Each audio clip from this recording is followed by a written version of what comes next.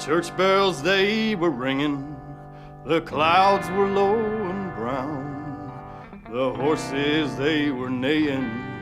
The day Robert Palin's shot me down. Follow my lead, in G.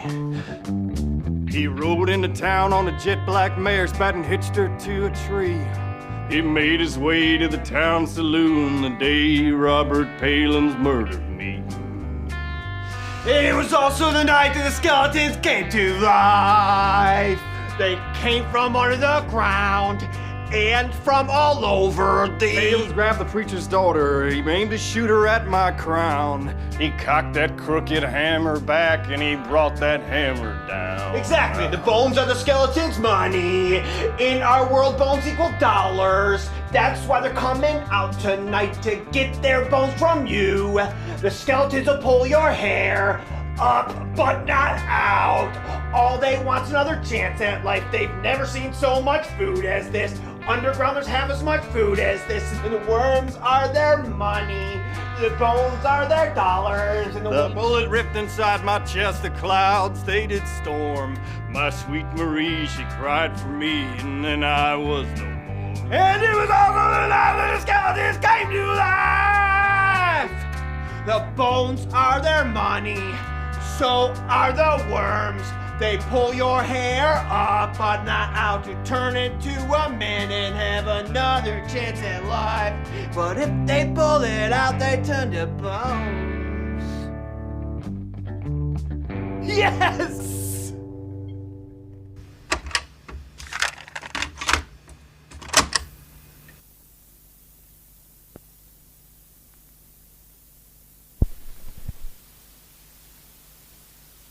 Welcome to Flyby Films, a once or twice a month podcast, or if you prefer, field recording of two dinguses meeting across the country or across the universe. Really doesn't matter, but we get together, like I said, once or twice a month, and we discuss films that either have been or will be forgotten. I'm Jameson Barsotti, and my beautiful, beautiful co-host is Blake Collier. Yes, he's stroking his smooth skin. It looks wonderful tonight. He's glowing. And maybe he's glowing because we are watching or talking about a movie we watched, a film that A film. It's truly a film. A true film. A true film that Blake loves. And yes, we can be forthright with this because I also love it. So yeah, why not? I don't want to beat around the bush on this. So it's a good movie. Yeah. So Blake, damn near a great movie. Blake, what is the movie that we're going to be discussing tonight? The movie we are discussing tonight is the 2018? 17, 18. I think it was doing the festival Something rounds like in 17. Yeah, that's the weird thing about movies these days. I feel like post 2000, it's always like, what is the actual date of release? Well, it depends on the festival. Yeah. 2018, I believe, You Were Never Really Here with Joaquin Phoenix. And yes, who I remember no was else. in a movie. Yeah, no one else is in that movie. In fact, he's not even really there. No, literally. Yeah. The title says so. Yeah, I think Joaquin Phoenix has a little bit of an existential problem there, because not only was he in a movie called You Were Never Really Here, but he was also in a movie called I'm Still Here. So I just don't think he's settled on the idea of where he is. Yeah. I think that he may be the first known transdimensional being. He is both here and not here. Do you think simultaneously. He Do you think? he is the embodiment of Schrodinger's cat. All right, we can go with He that. is like Jesus, but for science. Did he? I'm trying to remember if he played Jesus in He a did. movie. I never saw it, but he did. What movie I don't was remember that? what it was. It was that year that Ewan McGregor played Jesus, and he played Jesus, and like 15 other people played Jesus that year. Was it all in the same movie? I remember Ewan McGregor. No, it was Okay. not the same movie. It was literally like 15 different Jesus movies, and like big stars playing Jesus in every single one of them. It was weird as hell, and I never Was saw any of this? them because no one gives a shit about Jesus movies. You know what? I give a shit about a few of them because a few of them are I really give a shit about Jesus, just not Jesus movies. Okay. What about Last Temptation of Christ? I mean, That is a good one, you might but have I'm to turn in talking your like recent Christianity Jesus card movies. if you admit No, to liking. no, no, I no. know. Last I'm with Temptation of you Christ there. is great. Yeah. I mean, I saw Passion of the Christ 3 times in the theaters when it came out Yeah. because I had friends in 3 different locations that all wanted to see it, and I was the guy who went with them. That was a really depressing couple of weeks. So, it is. I like even Eli Roth could not torture porn that level. Yeah, it's pretty gnarly. It is Mel gnarly. Gibson is He's a special kind getting of guy. yeah, he's exercising some demons there. Um Yeah, well, yeah. that's But one way of putting it. the one thing that's most shocking about Last Temptation of Christ, I think, is that Willem Dafoe is basically playing sexy Christ in that movie. Oh yeah. Which is really funny to me because I guess American Christ is sexy, but maybe I've kind of left that frame of reference where I think of Christ as like a sex symbol. But I've absolutely, because I've seen the Spider-Man movies, left the place of mind where I could even consider Willem Dafoe as a sex symbol. I mean, minus the story about him and Lars von Trier, but Oh you know. Yeah. Yeah. Yeah, he wouldn't be first in my head to come up say sex symbol. He so I don't think I've told this story, but I had a reoccurring nightmare when I was younger of a man chasing me in a hallway with doors, no windows, and one elevator that would just go down and up to different hallways that looked exactly the same with just doors, but none of the doors would open. And this guy was just chasing me around with a knife. And I recalled at one time, like I actually like before I woke up from the dream, turned around and saw his face, and it was like a Willem Dafoe knockoff. Ooh. So, every time I see him, there's part of me that is like thinking back to that recurring nightmare. So I don't know if we've talked about this nightmare on Flyby Films, but I know you and I have talked about it before. I don't remember the Willem Dafoe aspect of it, but that's I like frightening. to layer it on over time. Yeah. Tease it. Get the mouth watering. Yeah. Jameson, how have you been lately? I heard that you ran a really fucking long way. Yeah. Sorry. I apologize just in advance. I'm not going to be able to hit the mute button every time I cough because Hazel got me sick. But I'm on the mend. It's just the last little hanger-on cough. Sure. It was Hazel that got you Yeah. sick, huh?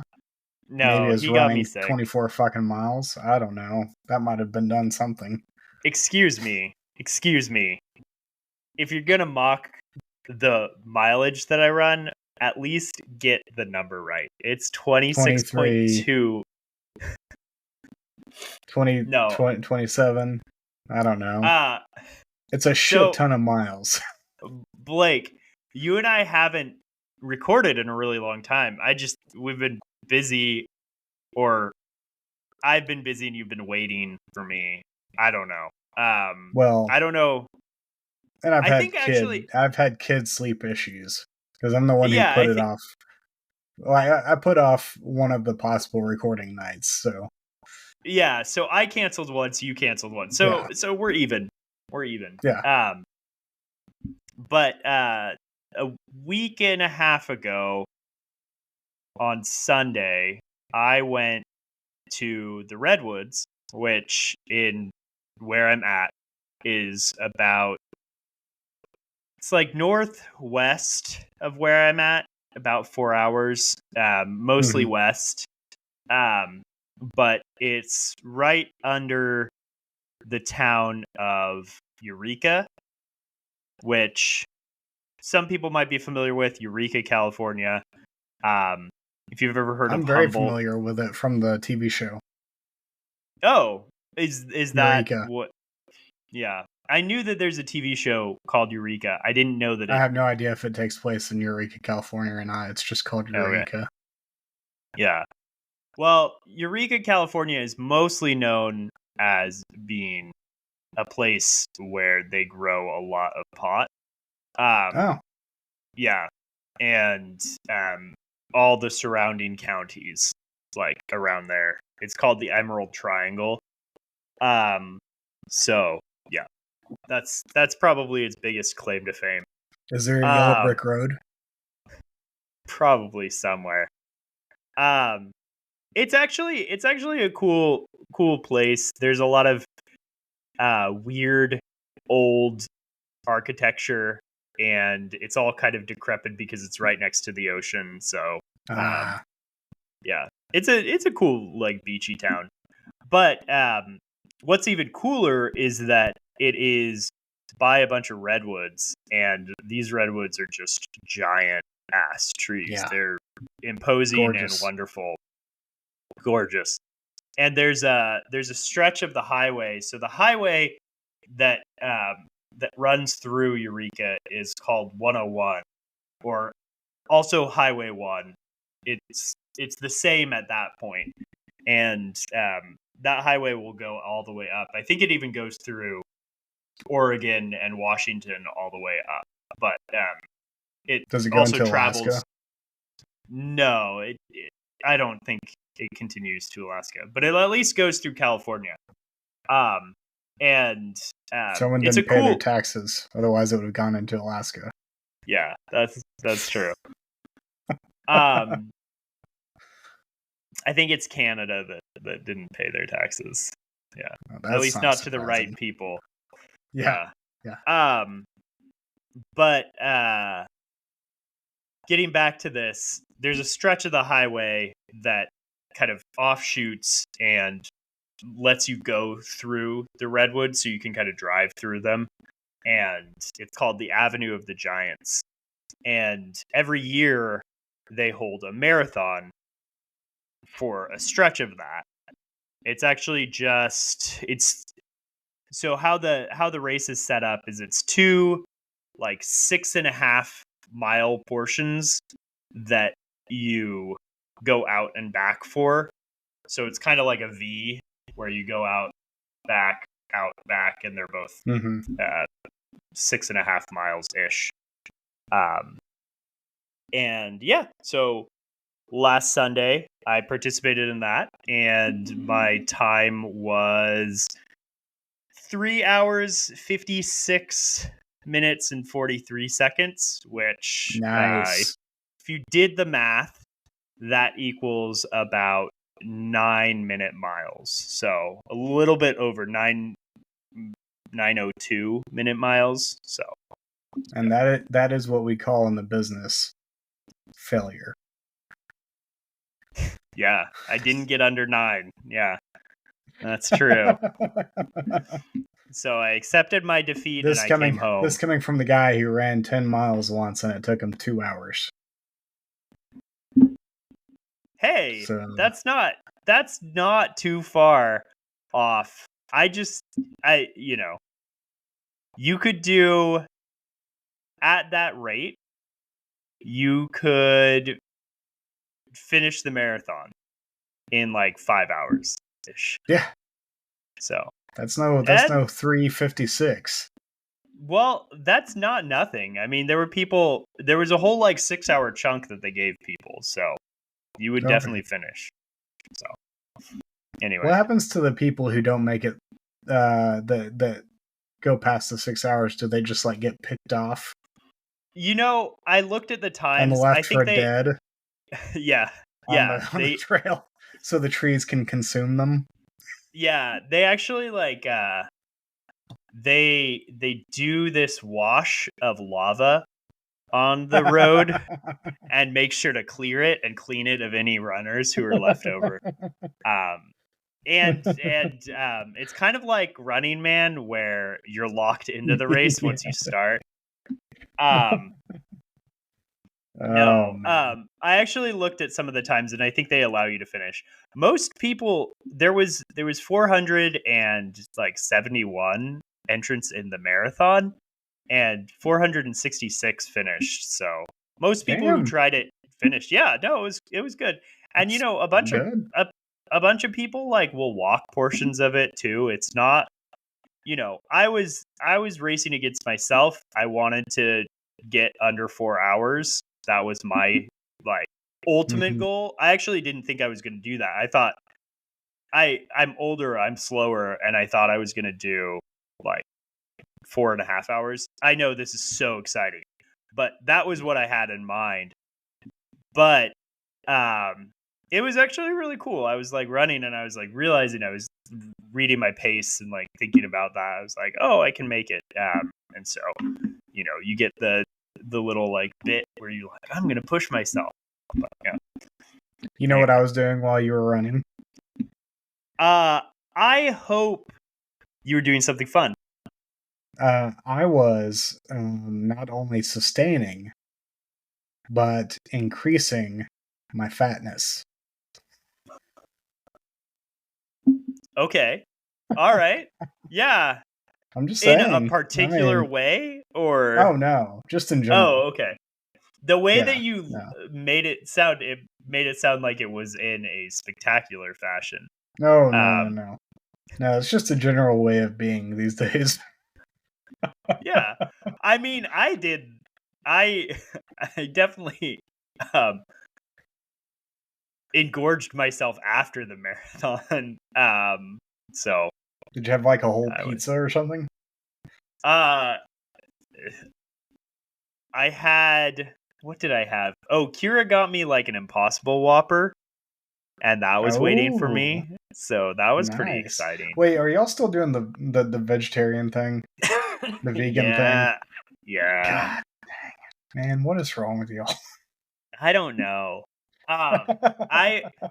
I made queso out of nuts yesterday. That's how deep we are into this. Woof. I know. Was it good? Wackadoodle. It wasn't bad. I definitely don't have the spices dialed in for it. So I'm not gonna lie and tell you, oh, it was great. It was a perfect replacement. Yeah. No, I wish I had real queso when I was eating it. But it wasn't at least terrible. You know what you're doing when it comes to cooking. Because it's one thing, like, if you're just, like, a couple that don't really cook all that much and you're trying to be vegan.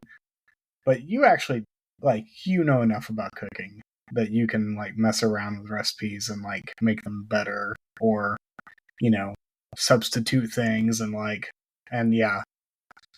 Yeah, that's mean, nice. That's nice. I think I feel confident in myself that I know how to do that. Whether or not I do, I guess Kira's the judge. if she likes it, then she's like, yeah, it's good. So I can generalize off that singular data point. Beautiful. So I'm actually kind of glad that we were talking about the trees, the Avenue of the Giants, because I was really wanting to shoehorn this in, but now that it's like naturally allowing me to like really like feed into it, I want to hear your thoughts about the missing 411. Did you say feet into this? Are you making a shoe joke? No. Feed into this. Feed into this. Feed into this. Yeah. What are your thoughts about the missing 411? The missing 411? Yeah. The missing the large numbers of people who go missing in national parks. Oh, yeah. What are my thoughts about them? Yeah. Do I think that they what do you get think is eaten happening by to the them? trees? I mean, it's a possibility. I think the ants probably exist. I mean, I think they become the Tolkien trees. Tolkien didn't come up with that shit. Like that was like real life. I think they like, become the trees, right? Oh, okay. So it's like some real weird body horror shit. No, I just think that they die and then they decompose into the dirt and then well, that's not trees as exciting. Trees grow out of them. I thought like maybe you were making some kind of like vague like sexual joke about a man who like so infatuated with his piece of wood that he becomes a tree or something like that. He sticks it in there and then that gets fused. It gets fused. Yeah. The ants crawl on it. Oh man. Yeah. No, but seriously, I think I've seen that. What are your thoughts about the movie. missing 411? Yeah. I don't know, man. I don't know. I mean, we've been over this before. I'm like, maybe not the missing 411. I guess I'm assuming that this is going to bleed into alien talk, right? And maybe we don't need. That's one theory, but that's one of the most boring theories. I agree, because it's not true. That's not what happened to them. Oh yeah, I remember. I forget that you're like a non-alien guy. Yeah. No, I like aliens. These are the things I like the nope explanation of aliens. That they're just living jellyfish in the sky. See, I'm more apt to believe something like that. Did you ever read or watch Solaris, the movie? Not the original one. I'm pretty sure I saw the remake and I didn't remember liking it. I haven't seen the remake. I've been trying to watch the remake, and I keep missing it whenever it's on a streaming service that I have. But because I do like Steven Soderbergh, so I figured there's got to be at least something interesting about it. But the book is it's about like a planet that is alive. Actually, it's the ocean on the planet that's alive, and people can't reason with it. They just know that it can think, and yeah, it's like the story takes place on the last mission to it, where people they have been trying to like crack the code and communicate with this thing for like 100 years. And they just can't. And so humanity's like, oh yeah, we finally know that aliens exist, but they're fucking boring. So we're actually we're not going to spend any more money or resources worrying about that anymore. And this is it's an interesting premise. And it's kind of the last journey to this, and then weird shit happens. But Yeah, I'm more into that that type of alien and Mhm. like the floating jellyfish that you're, you know, it might as well be a shark in the ocean, Yeah. you know, or something like that than you know a anything you can reason with. So I kind of appreciate Nope for that aspect of Yeah. things, Mhm. um, um, Well, because that's so what's funny was about Nope is that he dug deep because that used to be an idea about what UFOs were back in like the 60s and 70s. Like that's mm, an old school idea. The living creatures in the sky. Um, there's a James Constable, I think was the guy's name. mm. He was the guy who, I mean, most people write him off as a kook, but he apparently took pictures of creatures in the sky, um, Yeah. and wrote books about it. And that was his theory, was that When UFOs you were say basically just most people write him off as a kook, are you talking about yeah. the UFO community? Well, yeah. Actually, a lot of the UFO people don't buy into Oh, that idea. okay, Most yeah, people want to believe in like high tech, smart, intelligent design aliens, crap like that from other planets. I'm like, no, it's just like fucking whale in the ocean. It's just in the sky. yeah, and it might be a whale that's smarter than me, but it actually doesn't matter if it is because But it's because gonna. you think about the volume of the sky compared to the volume of the ocean, Mhm. it's like what 40 times bigger or 40 times more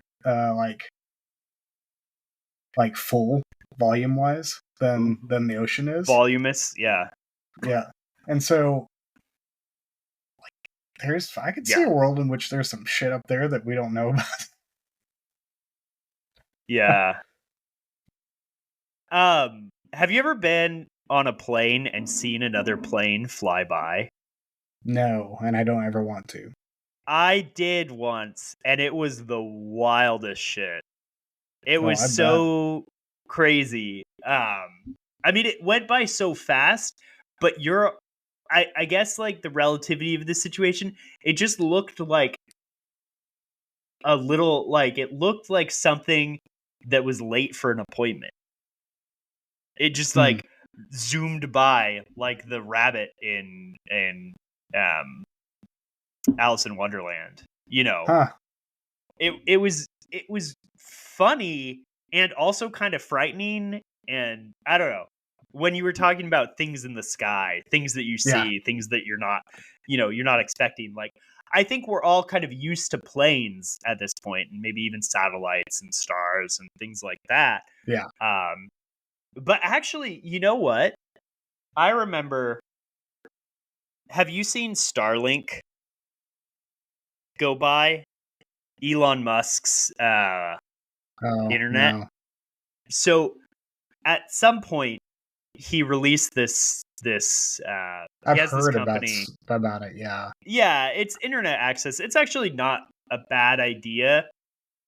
It's kind of hubristic to say like I think people who like launch things into the sky, especially in our orbit, are Hmm. kind of like trying to wave their dicks around. Which yeah, okay. But I do have to give him credit in the fact that like this fills a need for some people to connect to the internet who don't really Hmm. have the infrastructure in place. So, Yeah. okay, this can be used that way. However, we saw it like Kira and I, we were just outside kind of stargazing, sitting out, and it's this string of satellites Yeah. that's it's like a lineup of them. And it's so fucking creepy because you're like, that's not how anything works. You've never seen anything like that in the sky before. I sure wasn't a And UFO. I don't know. I mean, no, this is what Starlink looks like. You can look up videos of it. Um So, but I'm gonna have to look yeah, that no, up because I didn't even know that was a thing. yeah, That it was yeah. And something you could see.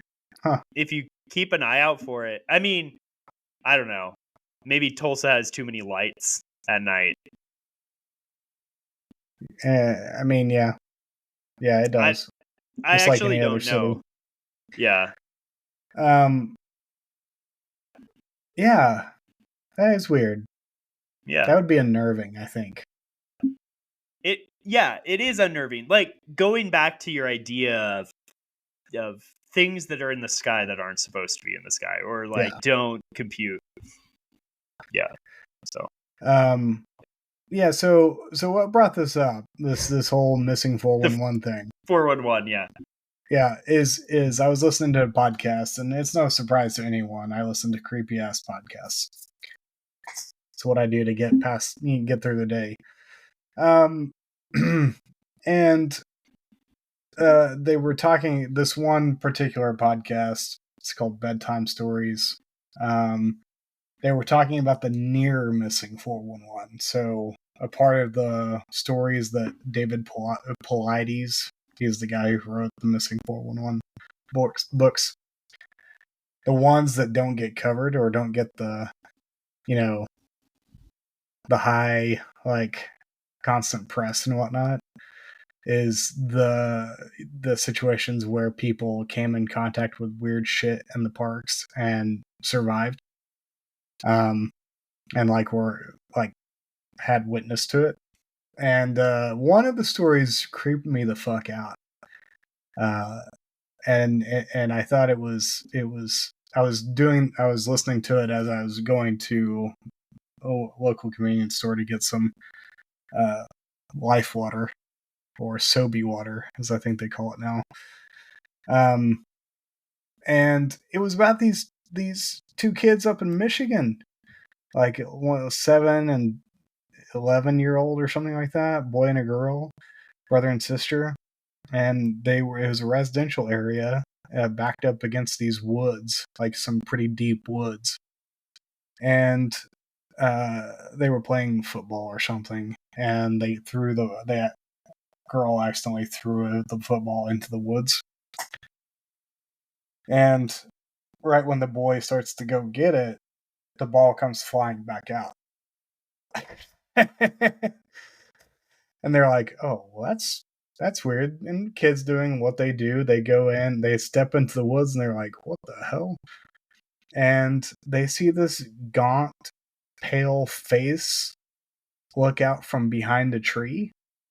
Is like super tall and whatnot, just looking at them from the shadows. And they're like, "Oh, that must be our dad being a dick," because he was known for that kind of stuff. He was super tall though, so that was kind of weird, but maybe he was like, he had a mask on and he was like standing on a tree branch or something. But they would go a distance towards this figure because they were so curious, and they literally thought it was one of their parents playing trick on them. And the figure would like go behind a tree and then show up like 10 more meters down and look out from behind a tree like within an instant. And they like kept going towards this figure and going deeper into the woods.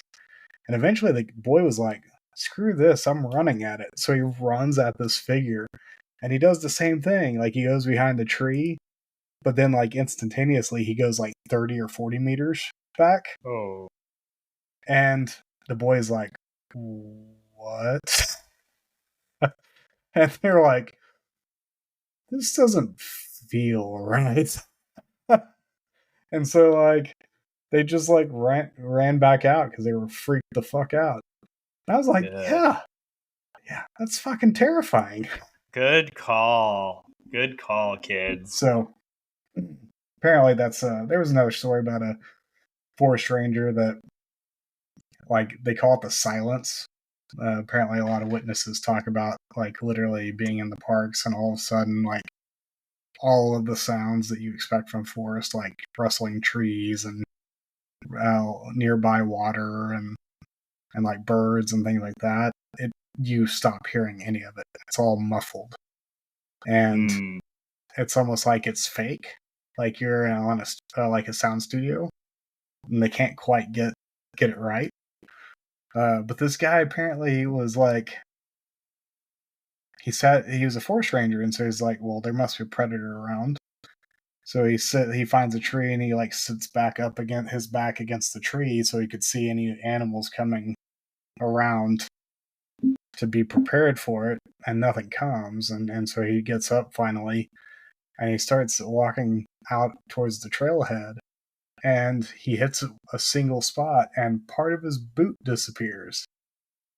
And he's like, and he pulls it back and it reappears, and he like puts his foot back and it does the same thing, and then he so he sticks his hand out and it disappears, and he pulls it back and he's like, what the fuck? So then he goes back to the tree because he's like, this is some weird ass shit. Yeah.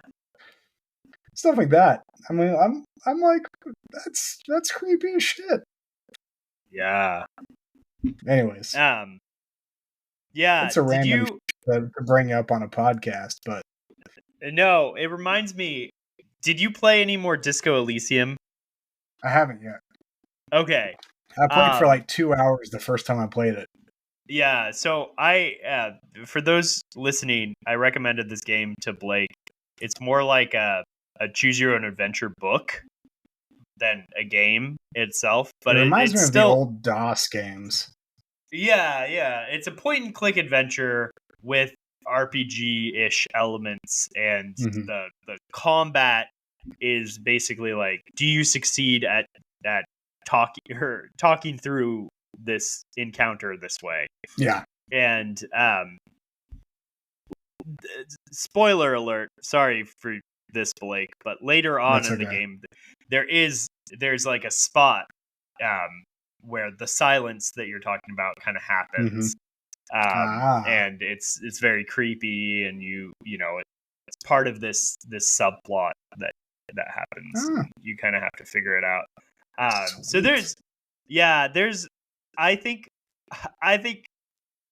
if you play it more, you'll dig some of the weird, kind of supernatural, maybe supernatural elements of the game, and it's neat. But yeah, if anyone listening too, if you haven't played that game, it's highly recommended. Yeah, Blake, I've got it on my desktop. I keep looking at it, and I'm like, I look at my clock. I'm like, do I have time to play this right now? I'm like, nope. Well, it's not the only homework that I've given you recently, right? That is true, I think. What is the other homework? The book that I am tasking you to read. Yeah, that beautiful piece of writing. Yeah. Yeah, no, I'm so pleased that you are enjoying this book. So we've talked about this before. Blake has rejoined the book club. He also just dropped his mic, and he is recovering. I think he's muted right now, so he's gonna have to figure that out. I'm back. Oh, he's back. Don't worry, I'm still alive. I'm sorry for that. Whatever that sounded like on the recording. I don't think it sounded that terrible, but it definitely sounded like something happened. But I narrated it. Beautiful. I talked through it. Yeah. So Blake is back in the book club. We accepted him back with open arms. And I'm back. We are reading a really long book called Underworld by Delillo. And I am just so pleased that Blake is finding so much joy from this book. Yeah, it's a breeze. Without any, it's a breeze to read. It's actually a really good read. I am behind, actually, but that has nothing to do with the book. How dare you, sir? I know. It has nothing to do with the book. I'm not that far behind. But you've also listened to it before, so it's not like I listened to what's going on. No, I listened to the abridged version, which I'm realizing left a bunch of shit out. Which it's cool that this, like, I enjoyed the abridged version enough to want to read the full version, and I'm also enjoying all of the bits that were left out. That were too. left out. So, yeah. I feel like this is a good moment in the final minutes before we actually need to talk about something like legitimate to break down the second person chapter. The second person chapter? Yeah. Where it's written in second person. Oh, yeah. Yeah. Where you're watching the video. So, okay, let's talk about that. So, this is a preview if you've never read Underworld. It's actually a fabulous book. And, I mean, we're not even halfway through. It's 800 pages, so it's also a big book. But it's like one of the easiest reads I've had with a book this big. Well, I'm realizing it's really easy to like. It glides. I'm realizing that Delillo is just actually really good at writing. Like, Yeah. like no, I think that's what's surprising about it. Like, I knew it was good. I listened to his writing before and stuff, but I didn't realize. Oh no, he was born to be a writer. This is his calling. This is his skill. This is his gift. And I know this book gets talked about a lot, specifically this book out of his books, like and White Noise, but sometimes I feel like he's not listed in like the pantheon of greats, but maybe he is in some circles. I just maybe not in the circles that I frequent. So I think I'm discovering him. Well, so I real quick, I'm in a second book club alongside of this one. Yeah. And we just finished House of Leaves, and which I did not care for ultimately. Oh, okay. And so it was a nice rejoinder to be able to like finish and be maddened by that book, and then like open up Underworld and just like breathe a sigh of relief, knowing that I'm gonna like. You know what you should do? You should try to get that other book club to read Underworld now, and I bet you could that's exactly what I was gonna say. Get them to latch on to the timing that we're doing. Yeah, exactly. So I've already picked, because I'm the one that's picking on the next one, and I had already picked before we started Underworld what I was gonna do for this one. But I was like, as I was reading, literally, I think it was yesterday or day before yesterday when I was reading during lunch, because I often read these weekly sections during lunch at work. And I texted the other guys in my book club. I was like, there's a high likelihood that if this book ends as well as I think it's going to end, that this will be my next pick, like the next round, the next cycle, that I will want to read it again. And, and so, because I have been enjoying it so much, like to the point where like I told you, I've been highlighting passages because like I'll read it and then I'll reread it and I'll be like, holy shit, that's really well written. And it's just really like thought-provoking. Yeah, and I don't want to overhype it, but like the reason why I picked it for the book club was because the whole story and the ending stuck with me. Now, again, the abridged version, so I'll have to see how everything kind of ties together in the end if the ending still matches up. But the ending, as I'm reading it, as I like know what the ending is, I'm like, oh, okay, like I'm feeling these themes hit heavier. So I don't think the way that I felt about the ending is going to change. And maybe I need to explain myself once we get to that point. But yeah, no, I mean, it stuck with me. It really hit something deep inside of me as a anxious millennial. It really like, there's there's something there. Anyway, so getting back to like kind of striking a nerve, one of the things about this book, and this is a preview if you've never read it, is that there is a serial killer in the book.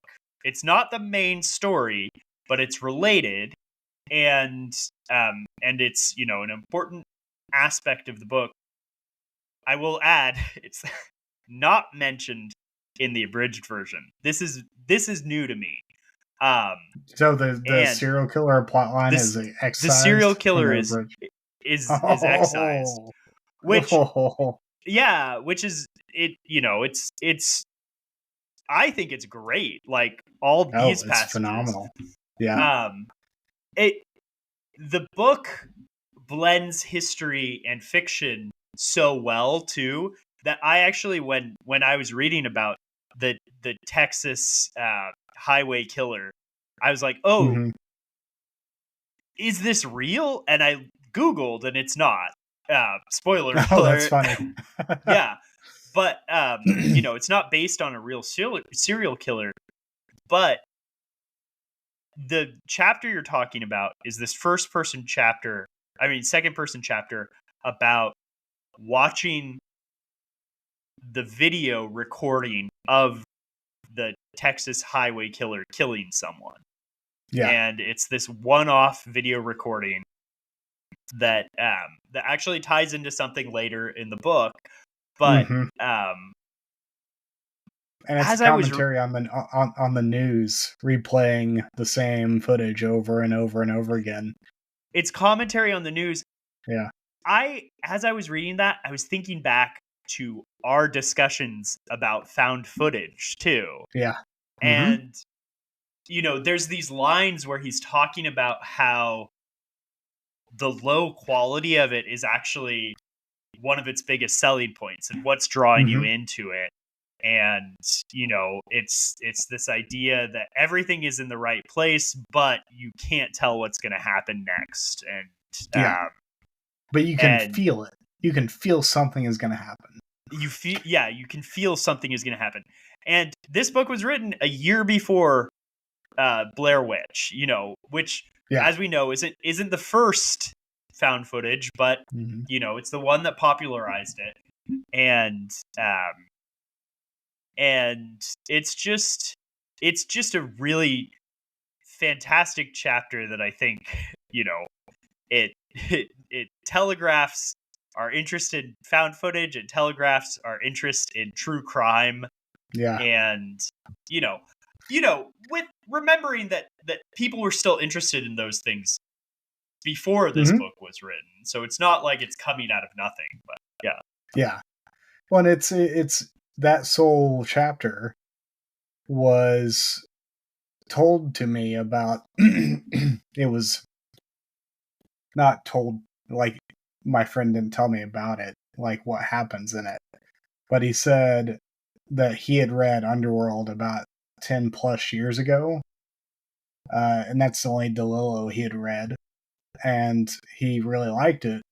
But he said there's a really fascinating chapter where it's all in second person. And he's like, normally that would not work. But he found a way to make it work. And he said it's one of the most memorable parts of the novel for me. And I was expecting it to be somewhere like later on in the book, and then I hit it, and I'm like, holy shit, this is every bit as good as yeah. Because not only is he implicating like the characters in it, but he's forcing us to implicate ourselves in it. Yeah. I don't want to gush too much, but like one of the things that I find so great about the writing is he implicates, but I feel like he writes without judgment. Yeah. I don't ever feel like he is judging the characters, even or if moralizing, maybe, or like even if there's a sense of like there's like a situation where he's kind of talking about technology, and you could almost see he's kind of going into how twisted the obsession over it is. Yep. But it's still written as if he's presenting the person that he's talking about's like argument about why this is great, and Yeah. he's not. I don't think he's trying to get you to judge that character at all. Anyway, I find it refreshing because it feels like, even though he's showcasing these, I think one of the people in the group called them lonely characters, and I agree. I think a lot of people in the novel are lonely. Even though he's showcasing their kind of loneliness and despair, I actually think he likes his characters, which is an important part of storytelling to me. Is if I feel like you don't like your characters, I get turned off. So yeah, so this will be understood by Jameson and anyone who from the book club who listens to this podcast, but at this point in the book, my favorite character is the nun, the old nun. No, the Sister nuns Edgar. Yeah, the nuns are great. I like the nuns a lot. So. Yeah, but yeah, no, I am pleased with how much I am enjoying this book. So yeah. Well, we'll have to do a postmortem when we get to the end, because sweet. This is we're going at a pretty slow pace, so we'll get a few more flyby films in before we're done. Oh yeah, definitely, definitely. Well, since we're getting into the sad and depressing already, or do you want to go even deeper? Yeah, let's get started. So, I chose this movie. I chose it because it's a great movie, but also because I really like its soundtrack too, by Jonny Greenwood. And it's surprising, maybe to some, that I'm not a Radiohead fan, but I, generally speaking, like Jonny Greenwood's soundtracks or scores for the movies that he does. Jonny Greenwood is the guitarist. Yes, right, for Radiohead. Yeah. So, although I have a vague recollection that I did listen to their last album. I think it was like Moon-Shaped Pool or something like that. Yeah. And kind of liked it. What I remember of it. Yeah, I have not listened to that one. I think I was going to ask, maybe before we get into the movie too much, but do you not like any Radiohead except, I guess, Moon-Shaped Pool? I don't think it's necessarily because it's not like the Beatles. Like I think the Beatles are overrated, and I don't think they're particularly good to listen to. Radiohead just never was on my radar. Yeah. So and nothing of theirs that I did hear really caught my attention, and so it was just never got into it really. I get that. Like, you know, if you've read Pitchfork in the 2000s, like, you know how much of a hard-on they had for anything Radiohead released, and I think I read that stuff before listening to Radiohead, and when I listened to Radiohead for the first time, I was like, I don't get it. Like, it's fine. Like, this is good. Yeah. They made a good album. They clearly have talent. But this type of gushing, I guess I would choose other albums, and I think this is everyone's experience, which is fine, and that's why the subjectivity of music, great, but just the way it's talked about. So it's kind of got a Beatles effect to it, where it's like, oh, this is the only band, and it's like, no, it's not the only band. I can give credit where credit's due. you did something good and you hit the, you were at the right place at the right time. But, do we have to talk, like, are we that hard up for linear narrative Yeah. that we need to say, this is the only band that you need to care about? And I think that bothered me about music writing, and when it comes to music writing about Radiohead, that I probably wrote too much of them off. But I came Yeah. around and I like a couple of their albums. I think OK Computer is one that like everyone loves. I like that one. I like the next one, and then I like what is it? Kid A, and then I like In Rainbows.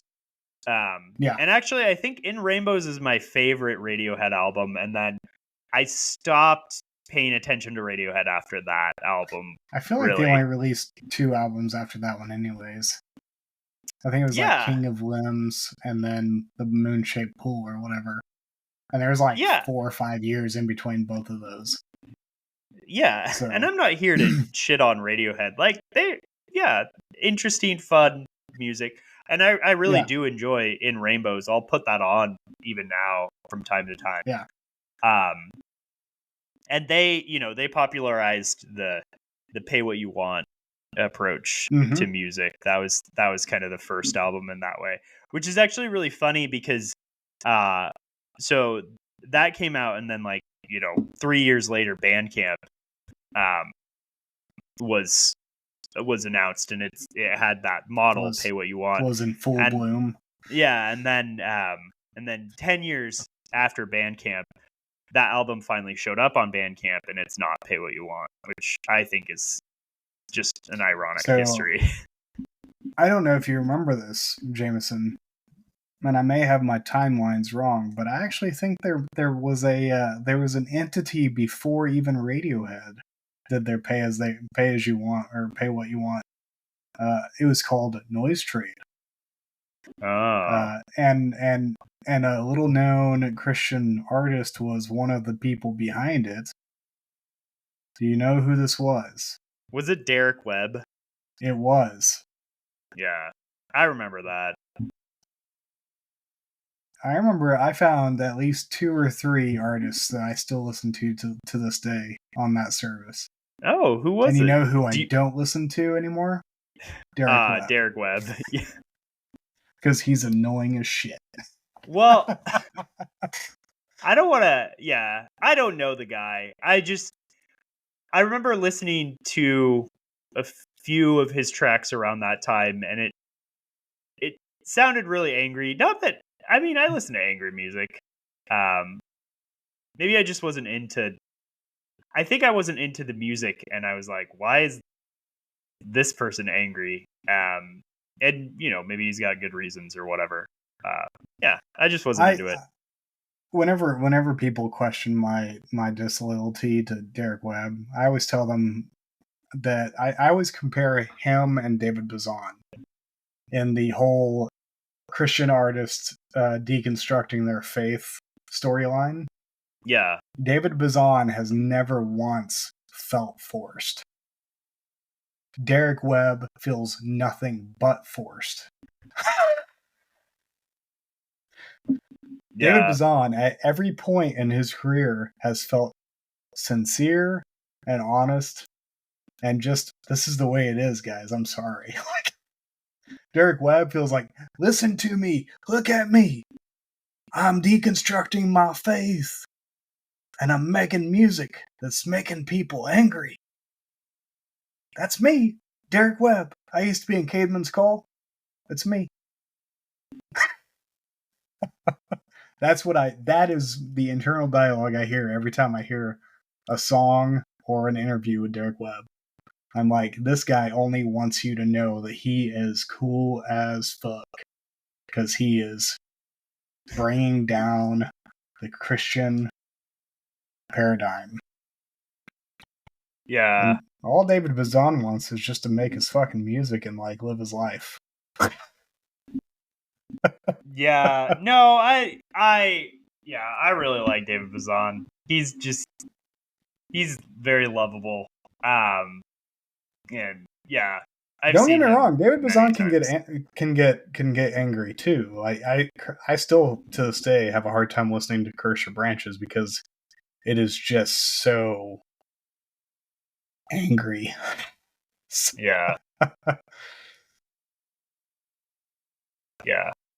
No, he came through Chico while I was visiting you, Blake, Oh, he and did.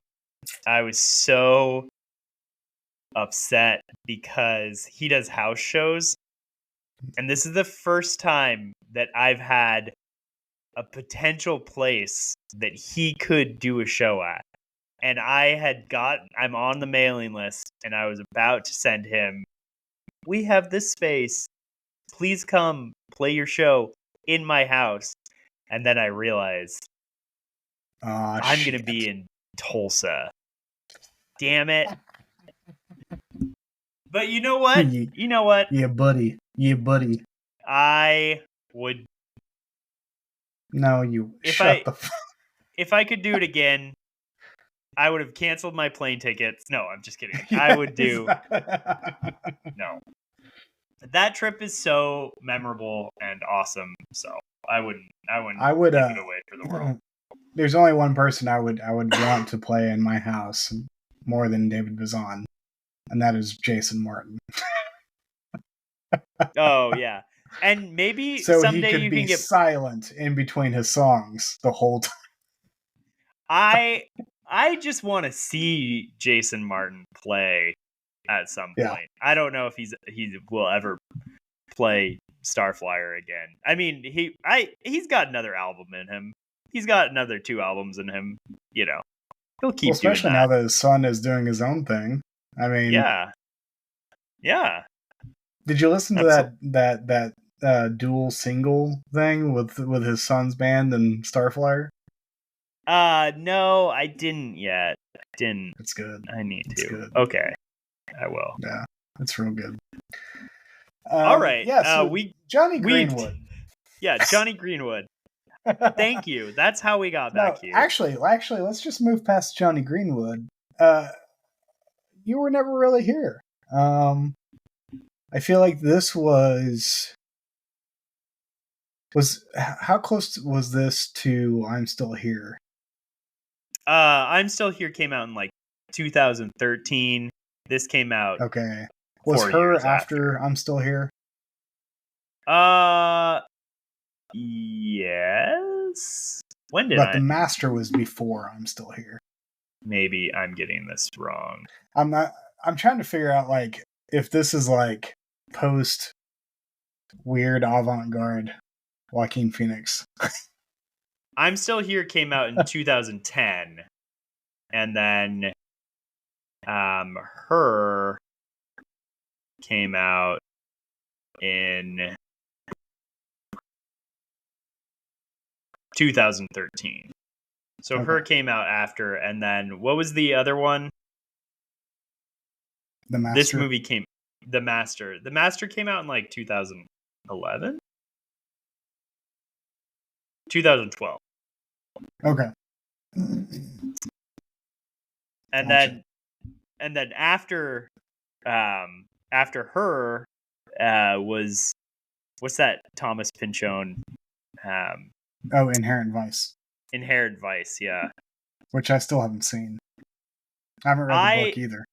I watched it. I don't remember anything from it except Joanna Newsom is in it. Nice. And that's all I remember. What are your thoughts on Joaquin Phoenix? I like him a lot. I generally speaking think he is one of the better actors of our generation. I like him a lot. I wish he would stop making Joker movies, though. I do not care. I saw Joker and I did not. I was like, no, not for me. And now he's making Joker 2, which sounds even worse, and I have zero interest in that, and it'll probably get weird reviews or whatever. But I saw Joker and I was like, I feel like I've seen King of Comedy already. yeah. Yeah, no. It didn't feel fresh at all, I guess, No. was the thing. And I guess I was surprised that Joaquin Phoenix was so drawn to it. Which, I don't know the guy. I don't need to judge what he's interested in, what he's not. But to be fair to him, the Joker is kind of a coveted character for an actor to play. Like, look at the pedigree of people that have played him in the past.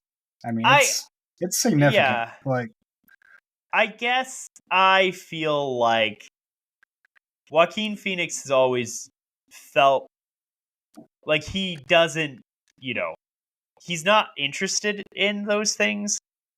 And I don't think he's interested in it at all. I just think he's putting his name in the basket of greats. Yeah. Basically. Which is often the case. Like, the movies that our great actors are known for tend to be the worst of their movies. It's just, they get the most press, they get the most like critical praise, but they're not the best. Yeah. I will say, if I see that Joaquin Phoenix is in a movie, it definitely raises my interest. Yeah. I think he is a great actor. I think this movie is proof of that. I think The Master is proof of that. There was a good string of movies where he was great in it, even if the movie wasn't good. And I don't really resonate with her at all. And I'm maybe a little afraid to go back to it because maybe I won't like Joaquin Phoenix in it. But but I don't begrudge him that movie.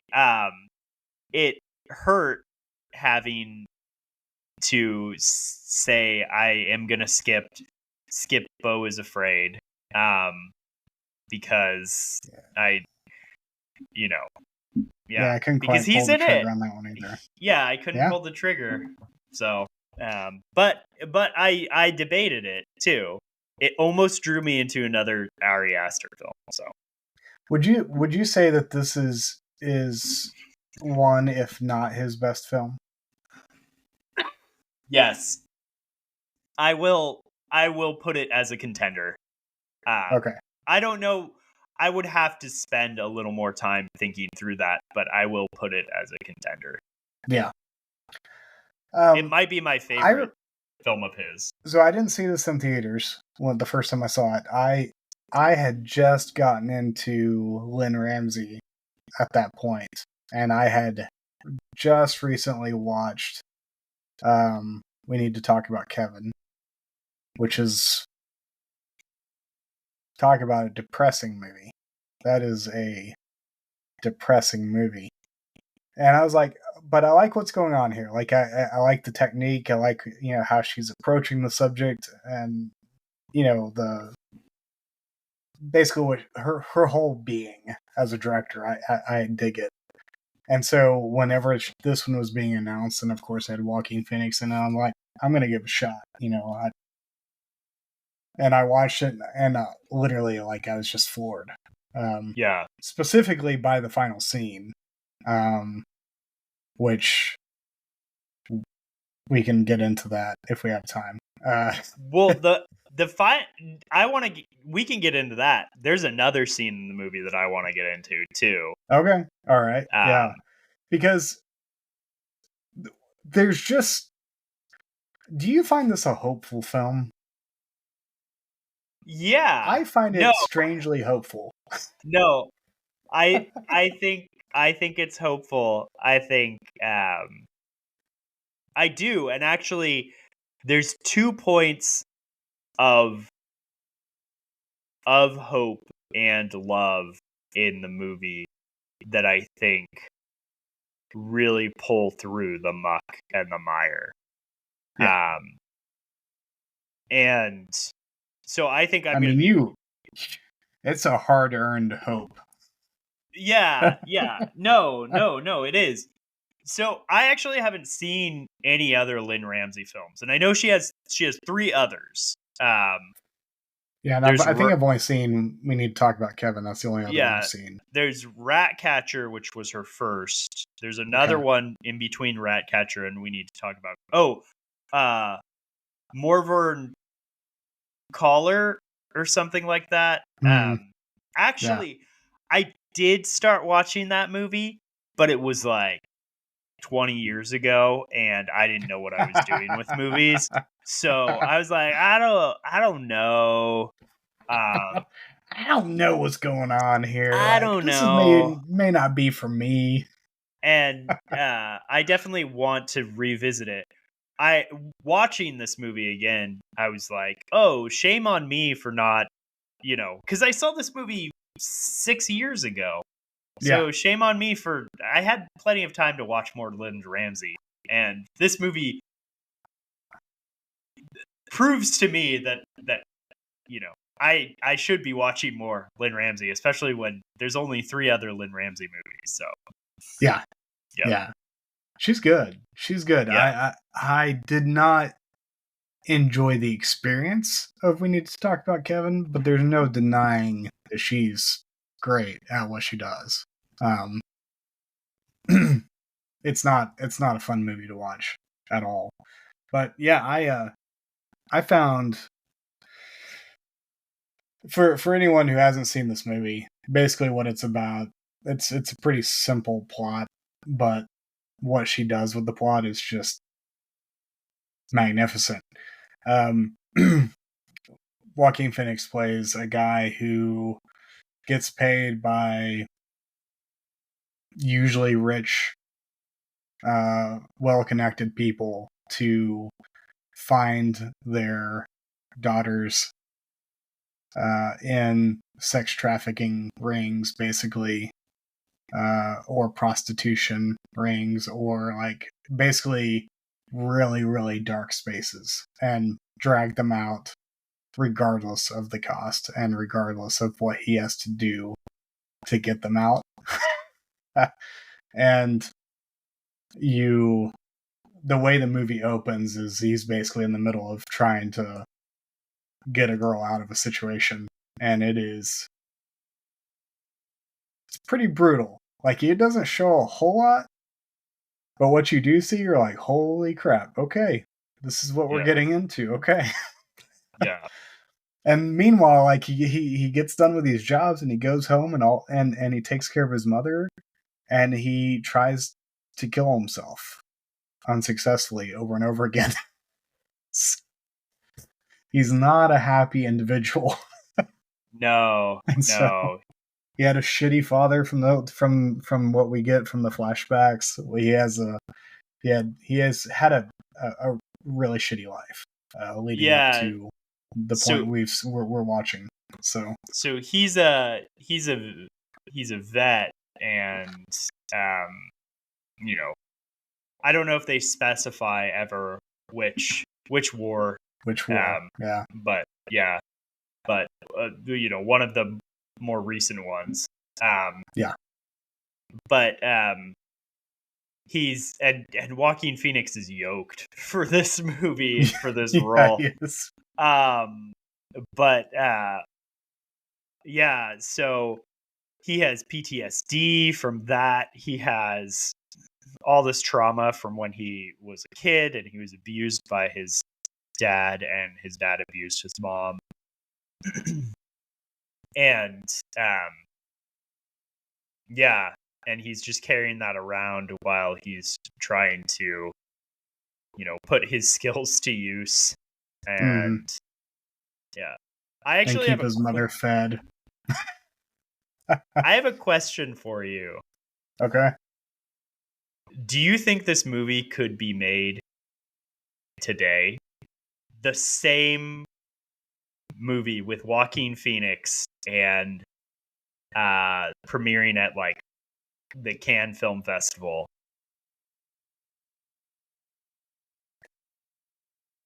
Yes, as long as Given Lynne Ramsay was the director. given the plot of this movie, I was I watching mean, it. we were already in the midst of Me Too at that point, right? Well, it's not Me Too that is surprising to me, but I really feel like this was before QAnon got Oh, like I feel like this movie would be so politically charged that's being fair. about sex trafficking and especially A politician being behind politicians. it all. Yeah. Yeah, sex trafficking. And like it's a compelling narrative, and I kind of wanted to ask you, like, why is this narrative of the rich politician who is a pedophile so like compelling in our minds that that we make movies about it, we mythologize about it in this Yeah. way, Because we start cults it's about far it. from unique. We've always, American film has always had Yeah. this storyline. Hasn't Yeah. always been pedophiles. It hasn't always, but it's always been corruption at the highest levels. Yeah. I don't know, like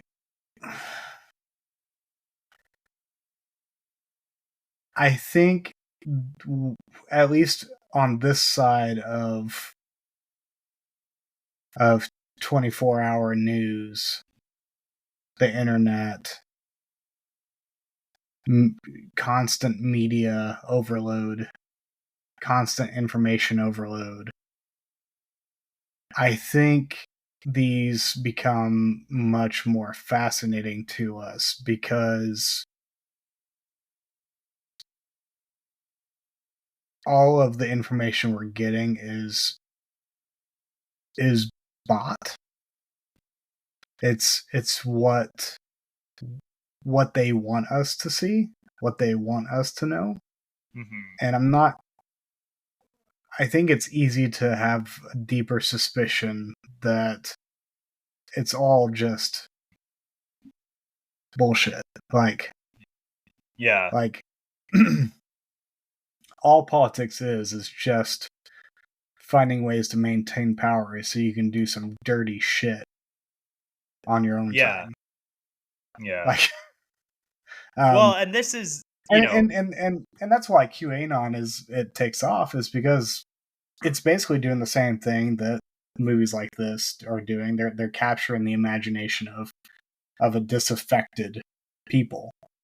Yeah. I mean, it's nothing new. It's No, there have always been conspiracy theories about the powerful. Yeah. No, and this movie, I think it's so weird watching this movie on the other side of Jeffrey Epstein's whole thing Mm-hmm. too. Yeah. Like this was pre that, and now we're post that. Mm-hmm.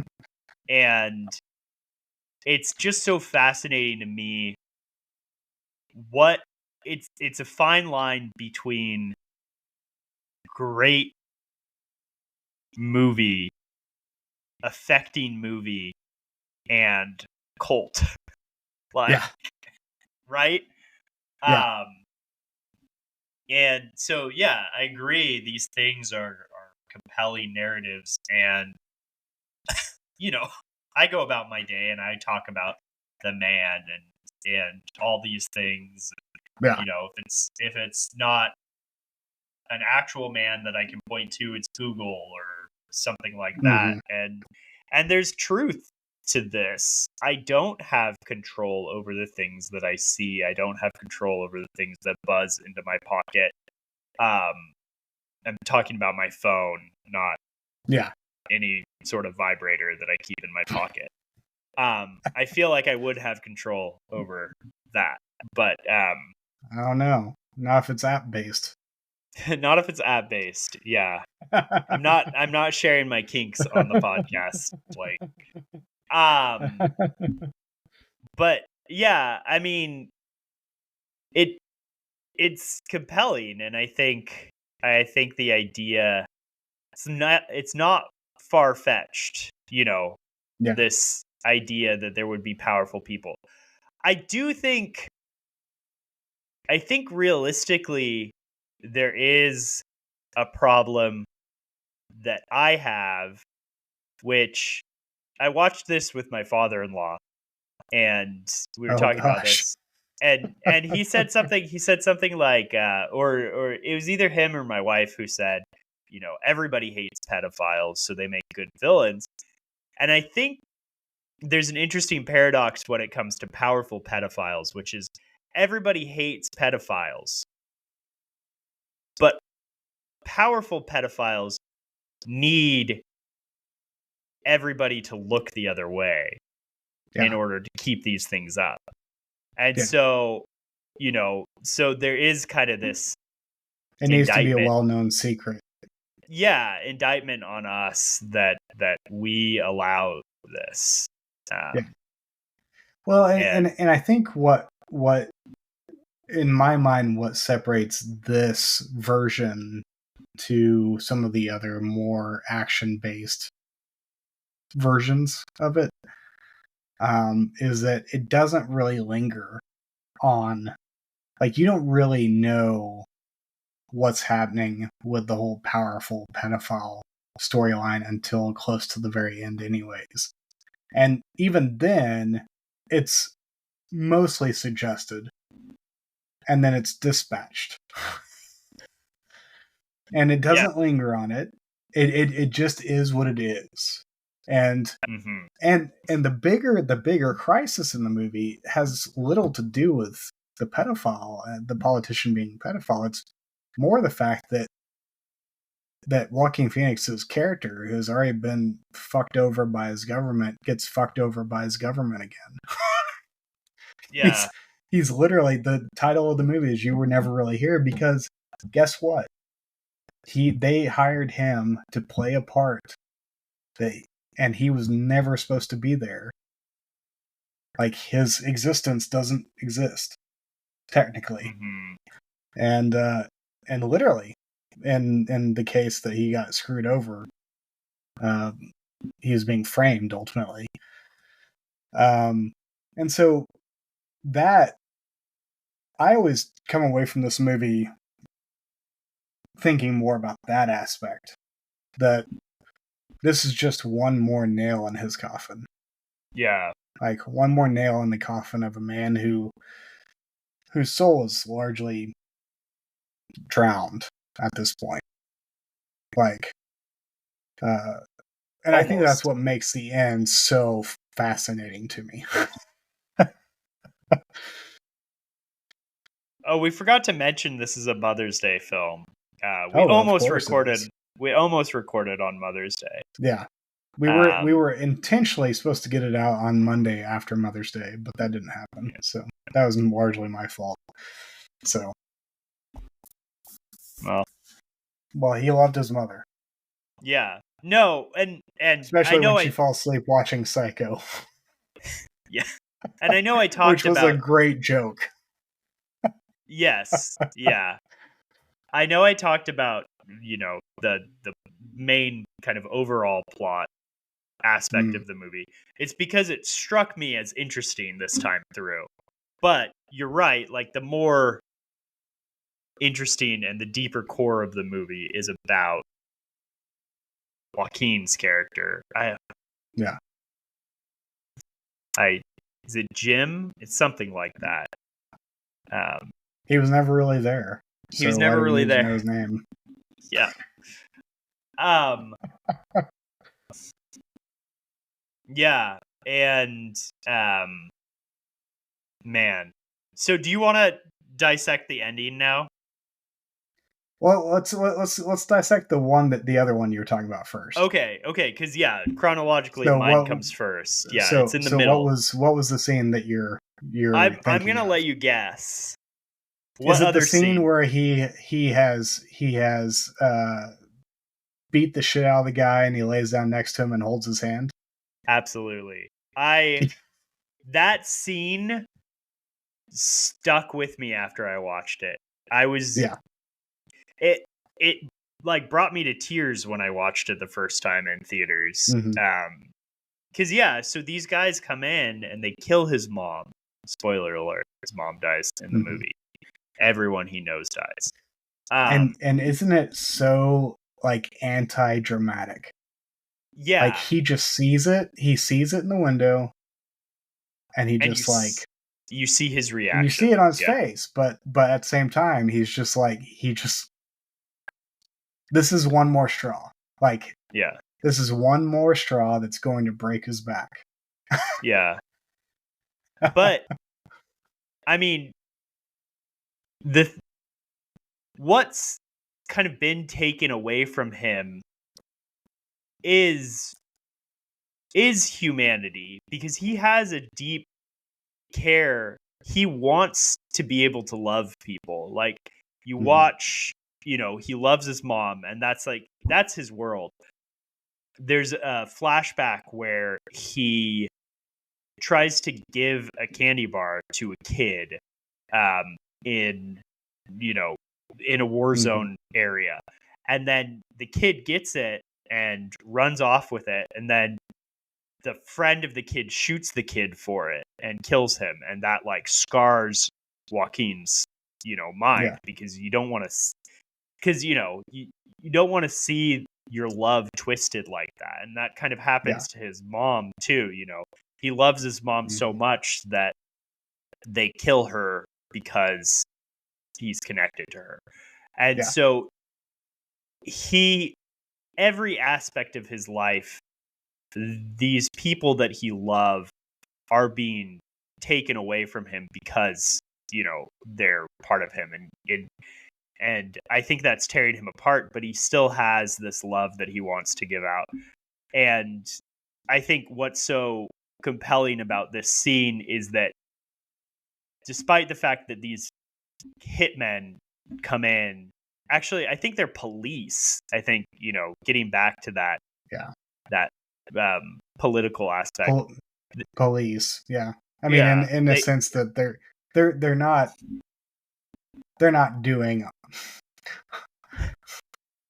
They're not doing police if work. If it was known what they were doing, they would be in hot water. Yeah.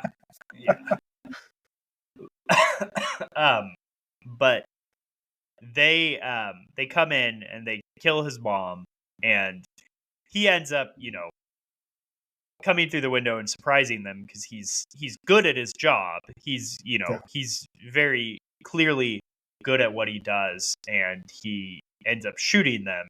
And then one of them dies kind of immediately, and then the other one gets shot in the stomach, and so is bleeding to death. And he interrogates him for a little bit, but he realizes, like, oh, you're in pain and you're dying and you're scared. And so he gives him something to kind of help with the pain, and then he sits down and he holds his hand. And this is someone who just helped either murder his mom or assist in the murdering of his mom. Yeah. And I don't know. I think that's a beautiful moment where And then the next scene after that is also really beautiful, where he buries his mom, or he sinks his mom too. So, and he almost sinks himself.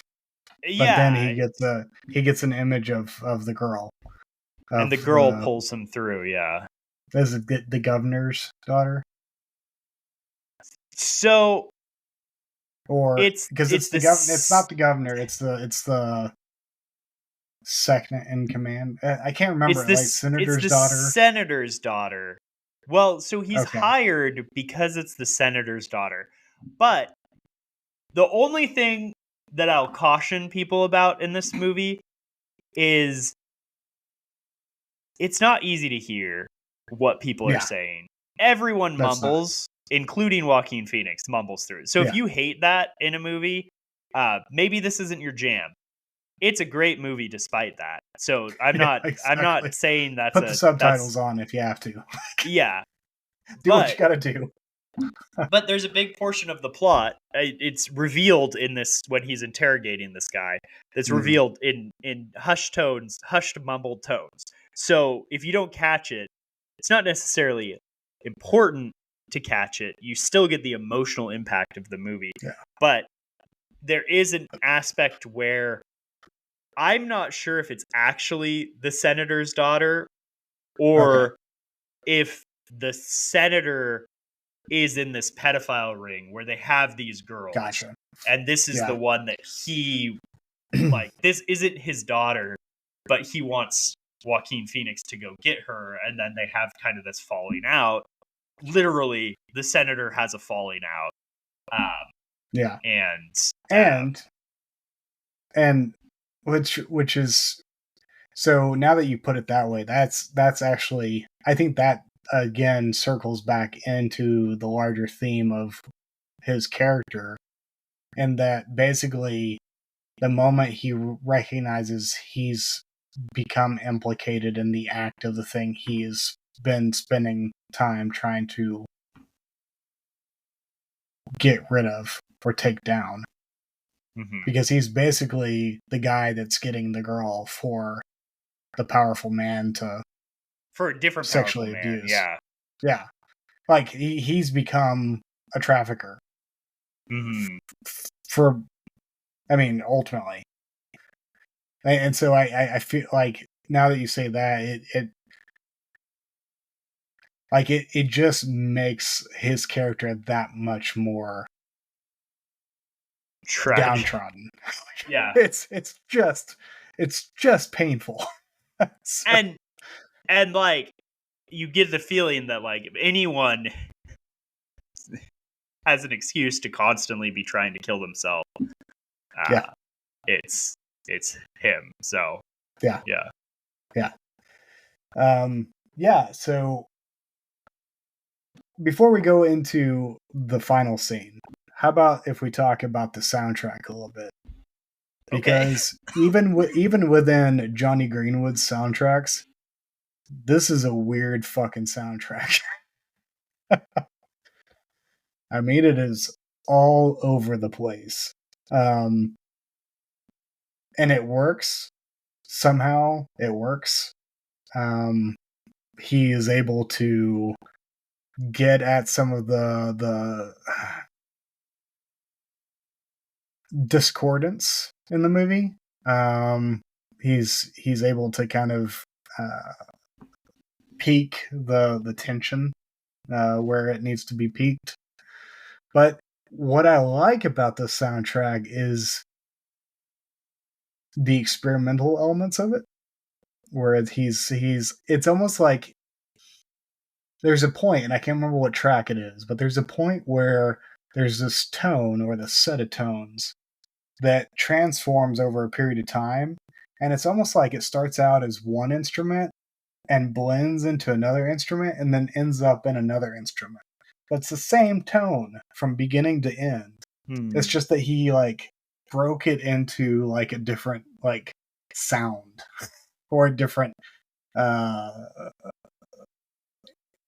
basically a different medium.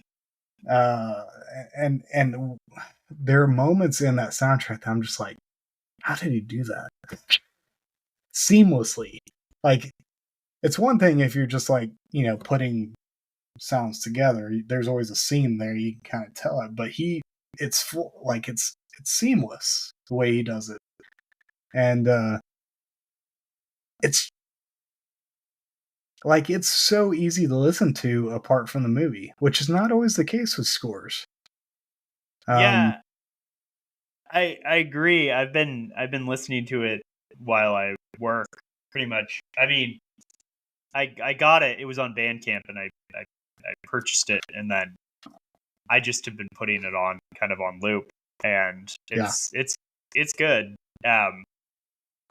It's weird because it has kind of like a slick underground city vibe to it, but it also sounds like what I imagine a bunch of knives flying over your head in different directions sounds like Yep. if you were to, write a score about that. Which I think is Jonny Greenwood's kind of signature move. Yeah. You know how like Hans Zimmerman's is like, it's like wall of noise, it's like Yep. knives flying. Sound is Jonny Greenwood's. Like that's what that like connected me to like, oh, this is There Will Be Blood. This is Yeah. Mm-hmm. So, but it's also like the album is, or the soundtrack is bookended by these two, like if there's classically beautiful tracks, it's bookended by those two tracks. Yeah. You have the singing trees, or the tree chorus or something like that, and then it has the one at the end, which is a reprisal basically, but with different. It's like synthy instead of classical strings. Yeah, but it's like the same kind of composition, and it's the whole thing is bookended by these two pieces, and it's just fascinating how he like the level of emotion and experimental elements he's able to like fit into that weird bookend. Yeah, and just it complements the movie so well, and it stands alone. And I feel like the movie, like, it reminds me that the movie has its own vibe and feel to it, and the world feels lived in. And I think this is just to the strength of Lynne Ramsay, and then also Jonny Greenwood, is that both of their things complement each other, but both of their things feel like they come from the same world. And Lynne Ramsay is able to create this internally consistent fictional world of New York City that seems entirely plausible, and that's actually hard to do. It's hard to make something with as few words as she uses too, with just images. And I'm sure it's equally hard to do that just with sounds too, and to kind of live in that world and make something that feels like it comes from this almost parallel universe. And they both kind of succeed at that. For sure. It's I honestly, before I chose the movie, I had never actually listened to the score by itself without the movie. And so I was deeply pleased that it was as good as it was, because I was largely just picking it on the fact that I love the movie so much. But I also knew I wasn't going to be let down, because even if it was not as interesting as this is, Jonny Greenwood usually does really solid scores, so it's a win-win ultimately. Absolutely. It was just pleasant to have so much. Well, folks, Blake just froze. I did? Did I? Yeah. Did I freeze? Dang. That's unfortunate. You were saying, I don't know, because I'm not that familiar and I don't listen to this after we record it. I don't know what happens when one of us freezes. Which audio gets picked. Or if they just overlay both of them. Well, I think it's all local. So technically I think all the audio should be. So I'm sure there will be moments where we're talking over each other. Okay. All right. Which will be enjoyable for our listeners because I don't edit. Absolutely. And I don't edit. I don't even understand what editing podcasts is. No. I understand what it is, and that's why I choose not to do it. I don't know the basics of it. I understand what it is. Yeah. Well, I don't know. I think it'd be a far stretch for someone to say that I understand the basics of it, but I have done it, and is part of the reason why I have not, why most of my podcasts up to this point have died, because I was the one doing the production and I got tired of it. And then I came along and I was like, production, who cares? And you're like, And I was you're like, the perfect co-host. There we go. Beautiful. We'll take it. Okay, dude. So the end. I feel like we need to jump into the end, because I feel like this is probably at least 15 to 20 minutes of conversation here. Because I actually am curious what your read on it is. I think everyone has a little bit of a different read on it, but so this is just going to be spoilery. So if you haven't watched the movie, shame on you, first off. Second off, just be prepared. You can shut it off, you can go watch the movie, come back, listen to this part, but I'm not going to trigger warning you, okay? It's just the way it is. So we get, he dispatches everybody. He saves the girl. The final scene is he is driven her away from the palatial mansion of the governor, something, senator, whoever this guy is. He's powerful. He's up for re-election from the looks of it, because he's coming out of a campaign building, whatever. Kills the guy. Actually, the girl kills the guy with a straight razor, which was fucking awesome. He didn't even have to do anything. He just rolled in. He was already dead. He was like, oh, shit. Then he gets the girl, drives away, and the final scene is in this diner that they stop at. And looks like they're probably having breakfast or something. Or about to order something. Milkshakes, I want to say. I can't remember. Anyways. yeah. They're sitting there, and she says she has to go to the bathroom. Okay. So she gets up, goes to the bathroom. And we're just looking at Joaquin Phoenix sitting in a diner booth with, he's just got this look on his face, like he's exhausted from life, from the day, from what just happened, all the stuff. And he pulls a gun out and he shoots himself, and blood splatters everywhere, and no one in the diner reacts. Like, business as usual. The waitress is still, like, has blood on her face, but she's still taking the orders from the people behind him. It's like as if no one noticed that he just offed himself. And then the very next scene is she comes back from the bathroom, and he's still alive. He's just got his head on the table, and what did she say?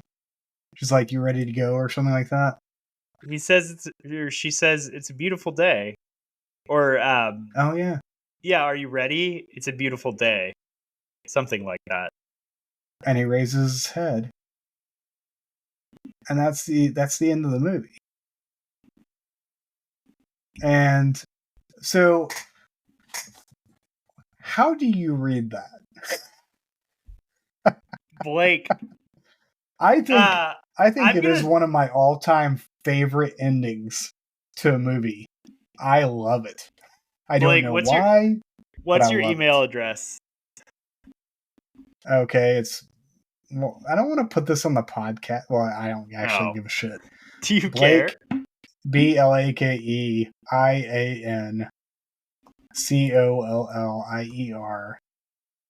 @ protonmail.com.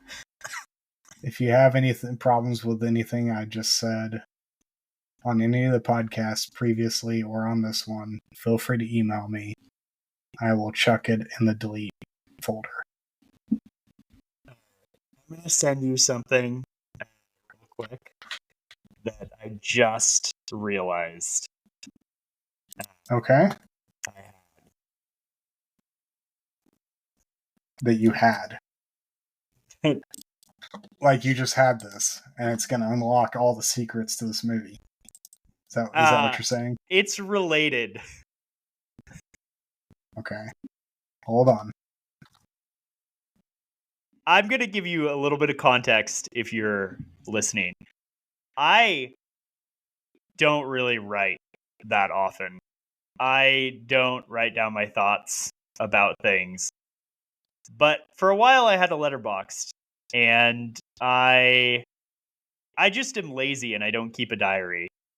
I wrote a review of this movie on my Letterboxd, and I just remembered. And I mentioned my thoughts on the ending. And I am giving them to Blake right now. And he's going to read them live for the first time. And I can't believe I forgot that I had done this, because I also mentioned the soundtrack in this review. That's hilarious. So, Blake, I want you to be shocked at the things that I say about your beloved ending. Oh no. Oh no. And then I will Okay. and then I will tell you how I felt this time. Okay. Also, So it's probably this was a shit review, so this was written on April 23rd of 2018. yeah. And this is for the movie You Were Never Really Here, 2017, by Jameson Barsotti. Yeah. There's a There's a notable misstep at the end. A moment of gratuity that seems to exist to shock you and make you realize how bad the movie would have been if it had succumbed to the dreary hopelessness that is so prevalent in recent noir cinema.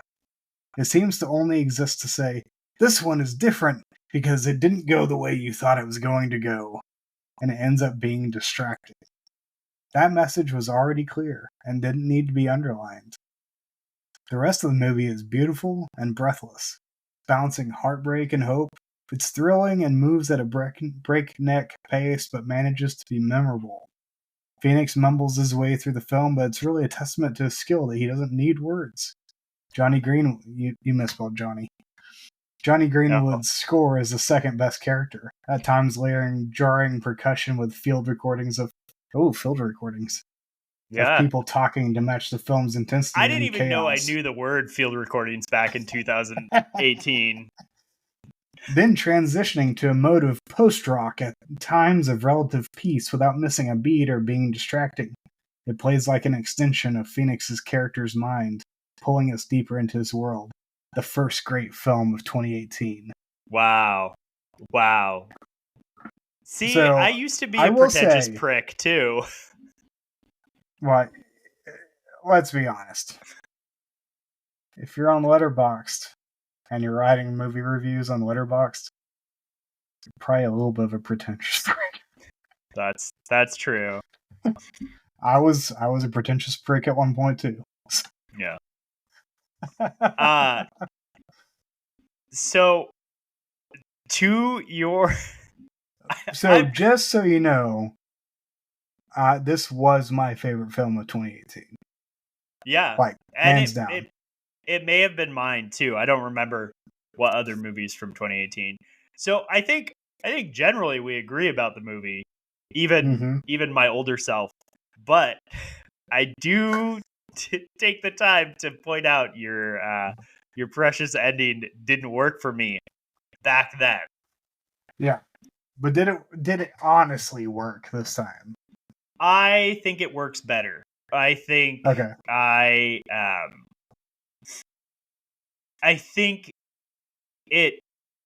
it's more continuous than I think I was giving it credit for in that review, Mhm. in that it fits with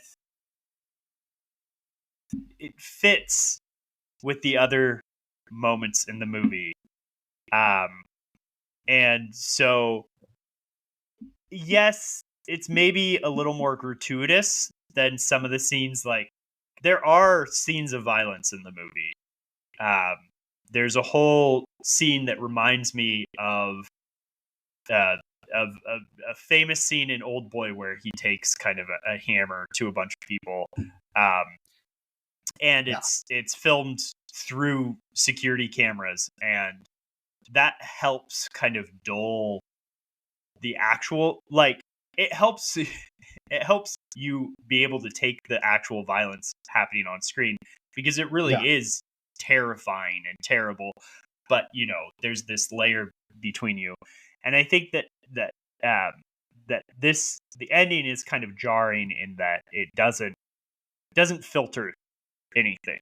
No. It You're Mhm. not seeing the violence through someone's face. You're not seeing the violence through a security camera or something like that. You're not seeing the after effects of the violence. You're being forced to see the violence happen, in the moment. And I still really like that that's not the way the movie ends, right? Yeah. I don't Yeah. think the movie would have been good if it ended that way. It would But I been. also It would still would have been solid, but it wouldn't have been great. no, I also don't think it would have been the same movie. Like, Yeah. I don't think Lynne Ramsay was ever going to end it that way. And so, No. um And I also it's don't think it would have worked for them to just have been at the diner and her to have said those words without that scene, and them just walk out and supposedly it's semi-happy ending. I don't think that would have worked either, honestly. yeah, I think it fits. I think it fits with what came before. And I think, I don't know if you're supposed to think like, okay, he's finally completed this this part, Yeah. or it's going to be, suicidal thoughts are going to be with him the rest of his life. Probably a little bit of both, but Yeah. yeah, I think I've softened to it. I didn't find it as distracting, and I wouldn't call it a misstep anymore. Yeah, so let me pull up this, see if I can find this quote. This is what I think of when I watch the end of this movie.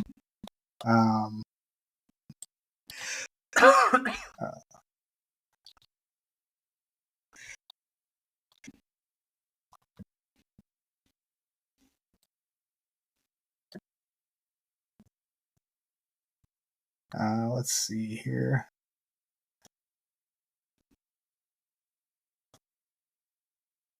So I think of Walker Percy. Have you read any Walker Percy? I've read Moviegoer. That's it. Movie. Okay, so you have a little bit of a sense of his style, but this was one of the last books he wrote. It was the last self-help book called The Lost in the Cosmos. It's more of a satire of Yeah. self-help books, but he was obsessed with the idea of man being abstracted from himself, which basically means like he is so wrapped up in matters not grounded to reality that he loses himself in the process. But there's a moment in Lost in the Cosmos where he's talking about suicide, and there's even a quiz in the middle of the book where it it quizzes you on the likelihood of it quizzes you to see how close you are to suicide and what kind of depression you might have, various things like that. And there's this line or this passage in there that has stuck with me. And this is what I think of when I see that ending. This is what I hear in my head. So this is Walker Percy, Lost in the Cosmos. He says the difference between a non-suicide and an ex-suicide leaving the house for work at 8 o'clock on an ordinary morning. The non-suicide is a little traveling suck of care, sucking care with him from the past and being sucked towards care in the future. His breath is high in his chest. The ex-suicide opens his front door, sits down on the steps, and laughs. Since he has the option of being dead, he has nothing to lose by being alive. It's good to be alive. He goes to work because he doesn't have to.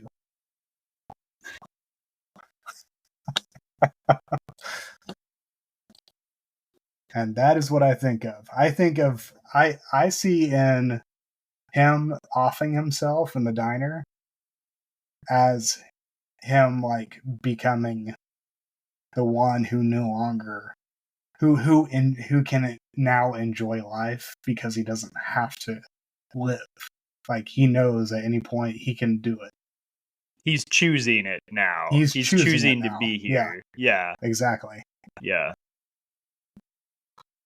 So yeah, the whole movie is just his dark night of the soul. Yeah, I can see that. Absolutely, that's a good quote. I need to read more Walker Percy. Oh, he's great. He's my boy. Yeah.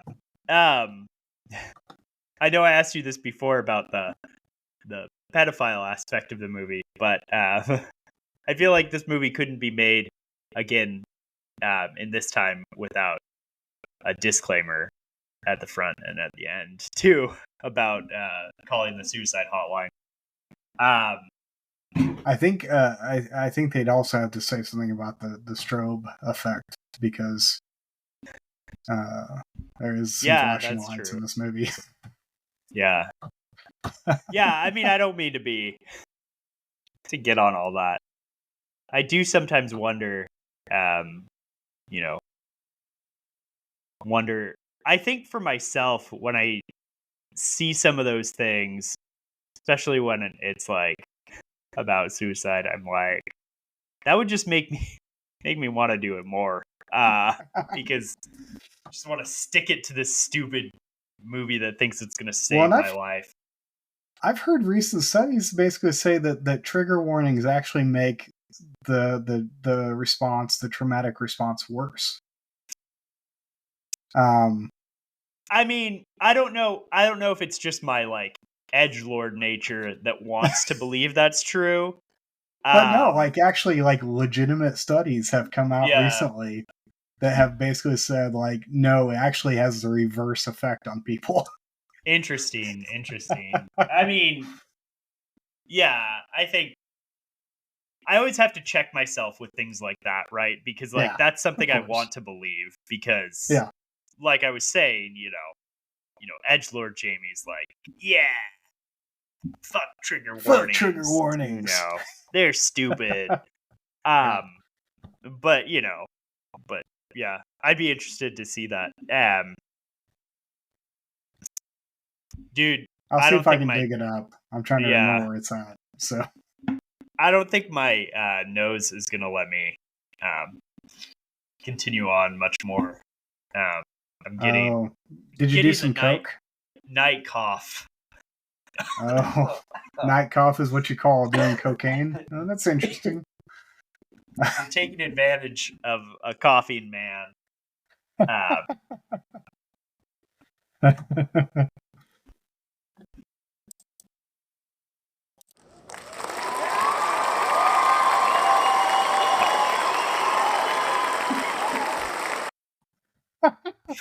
Fuck you, Blake. For those who don't know what's just happened, because I probably won't put it in the podcast because it goes on a separate track. I just played a cheering sound from the What do they call it? What's this newfangled tool? Oh, I don't know. Soundboard. Soundboard, yes. The free soundboard effects from Riverside FM. Oh, Yeah. interesting. Yeah. So I played a cheering noise after Jameson expressed his recent coke habit. Sure. Yeah. I mean, it does make the nose run. It does. You know what also makes the nose run? When your kid gets you sick. Not Coke. Good old Hazel. Good old Hazel. Not old Hazel. Good old Yeah. Hazel.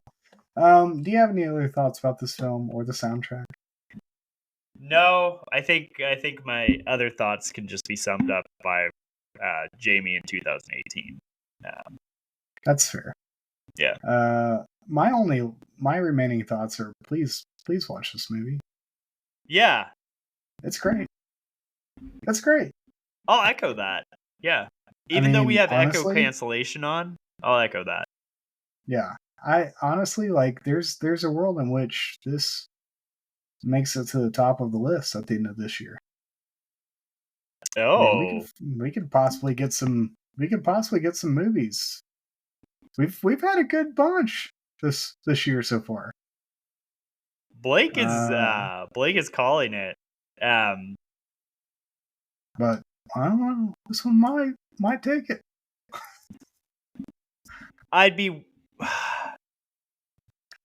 I want to right now it's between this and Yojimbo. Yojimbo.